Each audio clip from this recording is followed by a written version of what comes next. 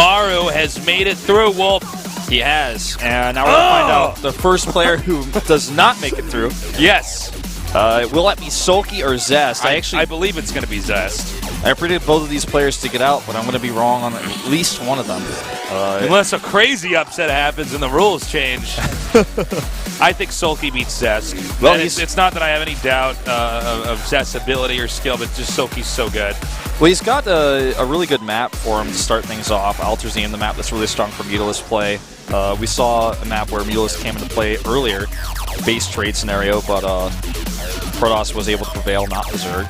But it was a very weird game. I think like Sulky should be able to win this map with his style. But he's been having a tough time recently, not only in Pro League, but also here in the GSL. He's in the losers match, which most people did not expect. Man. Zest looks angry and focused as usual. Yes.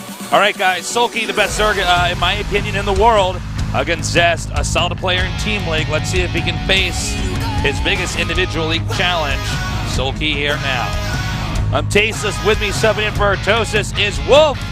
And this is the GSL Codeass Losers Round. 2014 Hot 6 GSL Season 1 Round 16. Sulky versus Zest. What pool timing is this?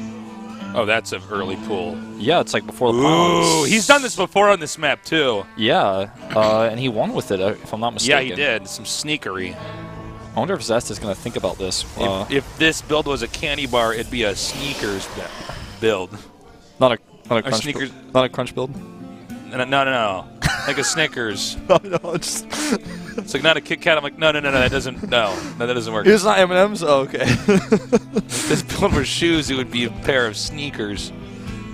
Yeah? Yeah. Not hiking boots? I'm like, no, I'm like, you know what it'd be? It'd be like steel toe boots. This build would be like flip-flops.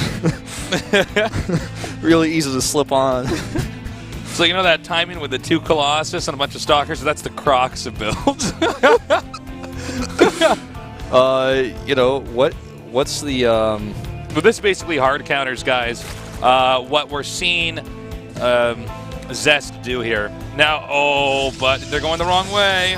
Yeah, but he's going to turn them around as soon as he sees that there's no base at the top left. Mm-hmm. And he sees that right now. Now, you also got to note that the Lings...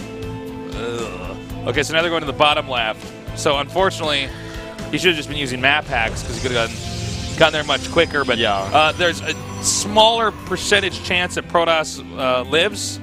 They're going to turn... Now... There. Yep, there they go, instantly turn. Last part of the W sound. So, all he has to do now is is like tight wall and then it's over. And he's well, ready to do not it. necessarily, actually. We have seen some players win by just pushing through, hitting the pylon. Cannon doesn't build that fast here. Now you can see he's aware there's a possibility that this might happen. He keeps going down the bottom of the ramp. Oh my god. Does he have... he canceled a probe in his main base to get this pylon up. But like you said, it takes a long time. He's actually pulling probes here. That cannon is not ready, not even close. Now every Zergling is hitting something here, which is important to note. So what Protoss has to do is basically seal this. Yeah, once like it's like an oil spill or something. You know, he has to stop it from like just polluting what's going to eventually enter his base. If it gets in here, once the cannon is done, then he will hold this back. But he's still way ahead in probes. No drones made at all here. Well, you know what's incredible? Oh, I keep thinking he could fit through that forge. Oh my god, that was so close. He unpowered the cannon. Well, he's gonna power it again. Nobody's gonna get the forge now. That means no more cannons. I think he just gets in here, man. Well, now he's using the stop control. It's a mixture of stop and attack here.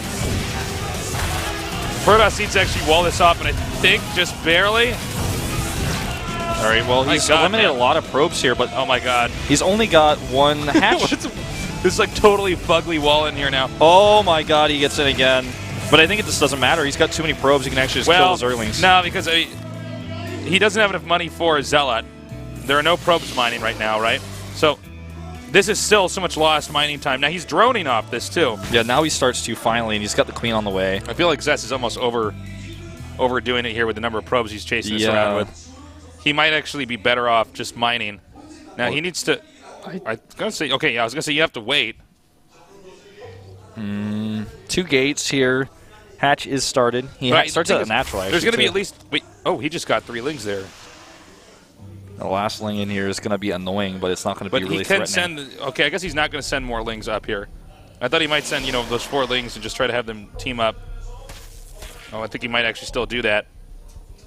Maybe force that probe to stay there to try to wall in. Well, that was a bit sloppy. He should have pulled that away a little bit sooner.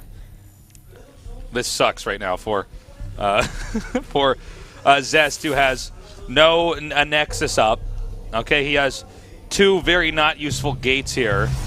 And Sulky is on Shouldn't a be 2 base. massive map. He can get a 3rd base up here, and he does just that. Yeah, you know, actually, He has a ling that can scout. I didn't really You see... know, I think effectively Zest is done. I don't know what on earth he can do here. He doesn't even have gas taken yet. Okay, I guess he wants to get another Nexus up, but that's going to be oh so late. Didn't even realize that he doesn't have... or he didn't cancel really any of those pylons. He really couldn't. And so he's spent so many resources on pylons. That's so much money. Like, he's 20 out of 50 supply. Imagine if the Zerg made, like, 5 Overlords during this, what kind of position he'd be in. Well, you know, it's funny because you look at this this play here from Sulky. You're right. He didn't kill off the Protoss, but the Protoss is so behind. Yes, the Protoss is getting another Nexus up. Yes, the Protoss actually has a slight lead in probes. Doesn't matter, man. The Zerg is going to have 2 functional bases before the Protoss has 1. The Zerg can drone up very easily. The Protoss, of course, has this incredible burden of going across a massive map to try to scout out his opponent. And, you know, beyond that, try to do some kind of major timing attack or whatever in the hell he's going to do from here. Yeah, I have to say I really overestimated Zest's position. I thought he was going to be able to transition out of this, but, you know, it's just...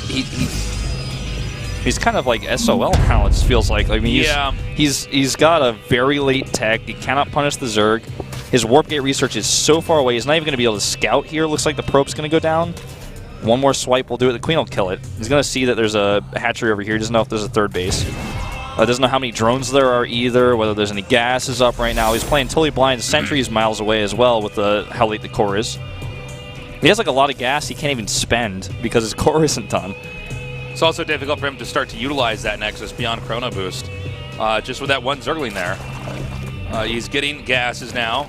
Queens are popping up. This is where you really start the engine up here for the Zerg macro. Oh, wow. Of all the things to kill that, it was the cannon.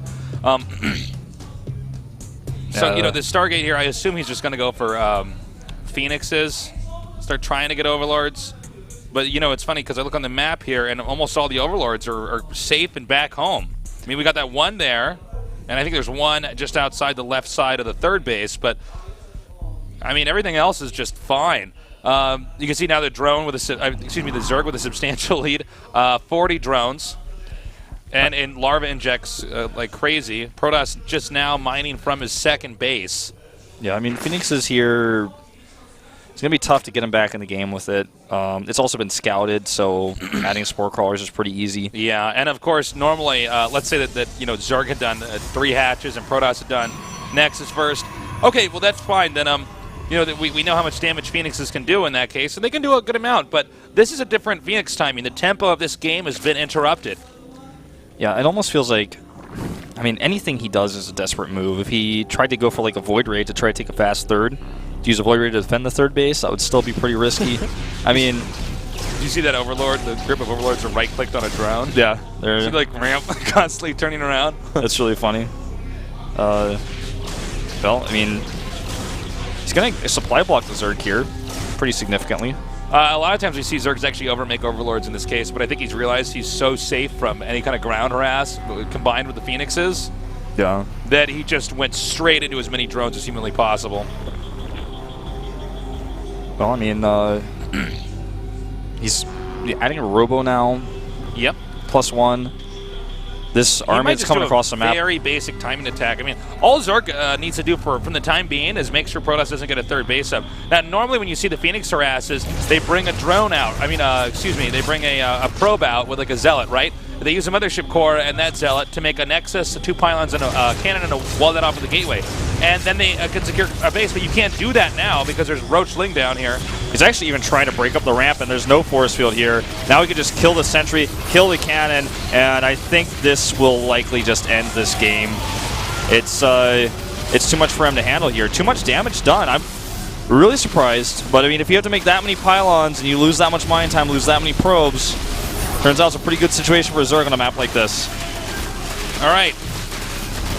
This is his game. This game's basically done. That Immortal's never going to happen. No.